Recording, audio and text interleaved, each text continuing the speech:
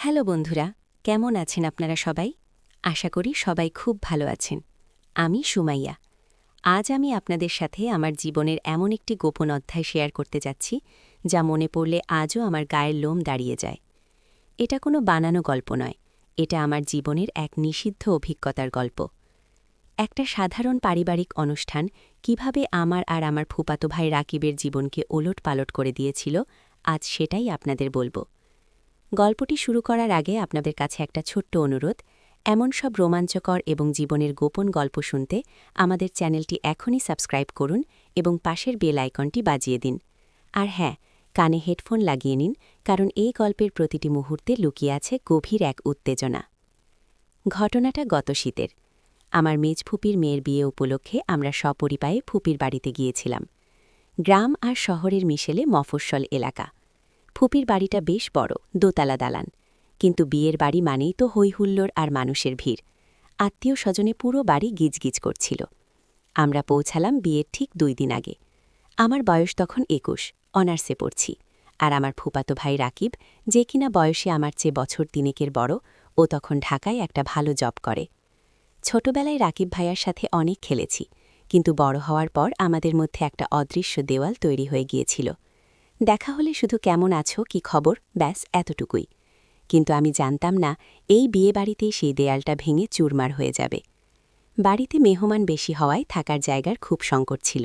নিচতলায় সব মুরব্বীরা আর দোতলায় কাজিনরা মিলেমিশে থাকার ব্যবস্থা হলো। কিন্তু সমস্যা বাঁধল যেদিন খুব বৃষ্টি নামল। ছাদের ওপরের চিলেকোঠার ঘরটা, যেটা সাধারণত কেউ থাকে না, সেটা রাকিব ভাইকে দেওয়া হয়েছিল থাকার জন্য। কিন্তু বৃষ্টির কারণে ছাদ চুইয়ে পানি পড়ায় সেই ঘরে থাকা অসম্ভব হয়ে পড়ল। রাত তখন প্রায় 12টা, বাইরে ঝুম বৃষ্টি, কারেন্ট নেই, পুরো এলাকা ঘুটঘুটে অন্ধকার, শুধু জেনারেটরের টিমটিমে আলো জ্বলছে বারান্দায়। আমি দোতলার উত্তরের ঘরটায় ছিলাম। আমার সাথে আমার ছোট বোন আর এক খালাতো বোনের থাকার কথা ছিল, কিন্তু ওরা গল্পের টানে পাশের রুমে কাজিনদের আড্ডায় চলে গিয়েছিল এবং ওখানেই ঘুমিয়ে পড়েছিল। আমি একা রুমে শুয়ে মোবাইল টিপছিলাম। হঠাৎ দরজায় টোকা পড়ল। আমি ধর্মর করে উঠে বসলাম। কে? ওপাশ থেকে ভরাট একটা কণ্ঠ ভেসে এলো। সুমাইয়া, আমি রাকিব, একটু দরজাটা খোল। আমি ওড়নাটা ঠিক করে দরজা খুললাম। রাকিব ভাই দাঁড়িয়ে আছে, পরনে একটা স্লিভলেস গেঞ্জি আর ট্রাউজার, হাতে ভেজা বালিশ আর কাঁথা। বৃষ্টির ছাটে তার চুলগুলো ভিজে কপালে লেপটে আছে। জেনারেটরের আবছা আলোয় তাকে অদ্ভুত রকমের পুরুষালী আর আকর্ষণীয় লাগছিল। রাকিব ভাই বললেন, চিলেকোঠায় পানি পড়ছে, থাকার অবস্থা নেই, বাকি সব রুম প্যাকড, তোর এই রুমে কি জায়গা হবে?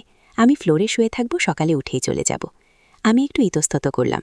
সামাজিক নিয়ম অনুযায়ী যুবতী মেয়ের ঘরে যুবকের থাকাটা ঠিক না, তা সে কাজিনই হোক। কিন্তু পরিস্থিতি এমন ছিল যে না করার উপায় ছিল না, আর তাছাড়া ও তো ফ্লোরেই থাকবে। আমি বললাম, আচ্ছা আসো। রাকিব ভাই ভেতরে এসে দরজাটা আটকে দিলেন। আমার বুকের ভেতরটা ধক করে উঠল। দরজা আটকানোর শব্দটা যেন নিস্তব্ধ রাতে অনেক জোরে শোনাল। তিনি ফ্লোরে কাঁথা নিছাতে চাইলেন, কিন্তু ফ্লোরটা অনেক ঠান্ডা ছিল। আমি বললাম, ভাইয়া নিচে অনেক ঠান্ডা, তুমি চাইলে খাটের একপাশে শুতে পারো, খাটটা তো অনেক বড়। কথাটা বলার পর নিজেরই লজ্জা লাগল, কিন্তু মানবিক খাতিরে বলেছিলাম। রাকিব ভাই একটু হেসে বললেন, তুই সমস্যা মনে না করলে আমার আপত্তি নেই। আমরা দুজনেই খাটে শুলাম। মাঝখানে একটা কোলবালিশের দেওয়াল, বাইরে বৃষ্টির শব্দ আর ঘরের ভেতর ফ্যানের শোঁ আওয়াজ। আমার ঘুম আসছিল না, শরীরটা কেমন যেন ছমছম করছিল। আমি বুঝতে পারছিলাম রাকিব ভাইও জেগে আছেন। হঠাৎ রাকিব ভাই ফিসফিস করে বললেন, সুমি, তুই কি রিলেশন করিস? হঠাৎ এমন প্রশ্নে আমি হকচকিয়ে গেলাম। বললাম, না তো, কেন? এমনি, ভার্সিটিতে পড়িস, কেউ তো থাকার কথা। আসলে তুই ইদানিং অনেক সুন্দর হয়েছিস, ছোটবেলা সেই কালো মেয়েটা যে এত সুন্দরী হবে আমি ভাবতেই পারিনি। প্রশংসাটা শুনে আমার গাল গরম হয়ে উঠল। অন্ধকারেও হয়তো তিনি সেটা বুঝতে পারলেন। আমি বললাম, ধ্যাত, কি যে বলো। রাকিব ভাই পাশ ফিরে আমার দিকে মুখ করে শুলেন। মাঝখানের কোলবালিশটা তিনি আলতো করে সরিয়ে দিলেন। আমার হার্টবিট বেড়ে দ্বিগুণ হয়ে গেল। তিনি বললেন, জানিস, ছোটবেলার আমরা বউ বউ খেলতাম, তোর মনে আছে? আমি ক্ষীণস্বরে বললাম, মনে আছে। তখন থেকেই তোকে আমার ভালো লাগতো, কিন্তু বড় হওয়ার পর সাহসের অভাবে বলা হয়নি। আজ যখন একই রুমে একই বিছানায়, নিজেকে আটকাতে পারছি না। কথাগুলো বলার সময় তার গলার স্বর খুব ভারী আর নেশাতুর শোনাচ্ছিল। তিনি হাত বাড়িয়ে আমার হাতটা ধরলেন। তার হাতের স্পর্শে আমার শরীরে যেন বিদ্যুল্লতা বয়ে গেল। আমি হাতটা ছাড়াতে চাইলাম না। এক অজানা আকর্ষণে আমি অবশ হয়ে যাচ্ছিলাম। তিনি আমার হাতটা টেনে নিজের বুকের কাছে নিয়ে গেলেন। তার বুকের ধুকপুকানি আমি হাতের তালুতে অনুভব করতে পারছিলাম। তিনি বললেন, আমার হার্টবিট শুনছিস? এটা শুধু তোর জন্য এভাবে লাফাচ্ছে। আমি বললাম, ভাইয়া কেউ দেখে ফেললে? তিনি আমার কথার মাঝখানেই আমার মুখের খুব কাছে চলে এলেন। তার গরম নিঃশ্বাস আমার মুখে পড়ছিল।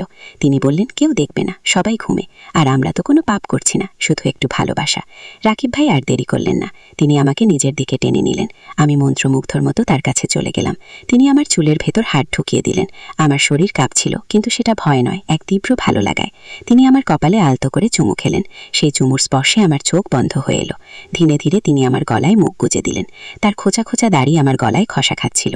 এক অদ্ভুত সুরসুরি আর উত্তেজনায় আমার শরীর মোচড় দিয়ে উঠল। আমি নিজের অজান্তেই তার পিঠ আঁকড়ে ধরলাম। আমার মনে হলো আমি যেন এই মুহূর্তটার জন্যই অপেক্ষা করছিলাম। রাকিব ভাই আমার চোখের দিকে তাকালেন। সেই দৃষ্টিতে ছিল এক আদিম আকাঙ্ক্ষা। তিনি বললেন, সুমি, তুই কি আমাকে থামাবি না?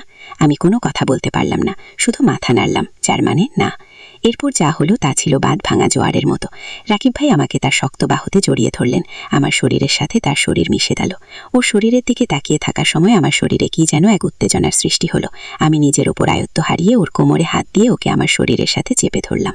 তার উষ্ণ ঠোঁট যখন আমার ঠোঁট স্পর্শ করলো, তখন মনে হলো পৃথিবীর সব নিয়মকানুন তুচ্ছ। বাইরে তখনও মুষলধারে বৃষ্টি, আর ঘরের ভেতর আমাদের দুজনের শ্বাস প্রশ্বাসের শব্দ। রাকিব ভাই আমাকে আদর করতে করতে পাগল করে দিচ্ছিলেন। তার প্রতিটি স্পর্শে আমি শিউরে উঠছিলাম। সমাজ, সংস্কার, আত্মীয়তার সম্পর্ক সবকিছু ভুলে আমরা একে অপরের মাঝে হারিয়ে গিয়েছিলাম। সেই রাতটা ছিল আমার জীবনের সবচেয়ে দীর্ঘ এবং মধুর রাত। ভোর হওয়ার আগে রাকিব ভাই আবার ফ্লোরে কাঁথা নিয়ে শুয়ে পড়লেন। যেন কিছুই হয়নি, কিন্তু আমাদের দুজনের চোখের দিকে তাকালেই বোঝা যাচ্ছিল গত রাতে আমাদের মধ্যে দিয়ে কেমন ঝড় বয়ে গেছে।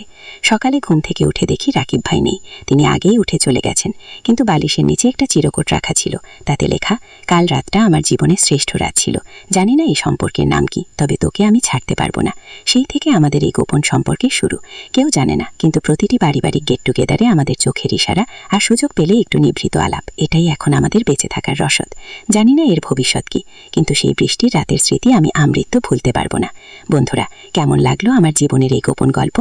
যদি আপনাদের ভালো লেগে থাকে এবং শরীরের রক্তে দোলা দিয়ে থাকে, তবে ভিডিওতে একটা লাইক দিন, আর কমেন্টে জানান আপনাদের জীবনেও কি এমন কোনো কাজিনের সাথে দুষ্টু মিষ্টি অভিজ্ঞতা আছে। পরবর্তী গল্পে আবার দেখা হবে। ততক্ষণ পর্যন্ত ভালো থাকুন আর সাবস্ক্রাইব করে আমাদের সাথেই থাকুন।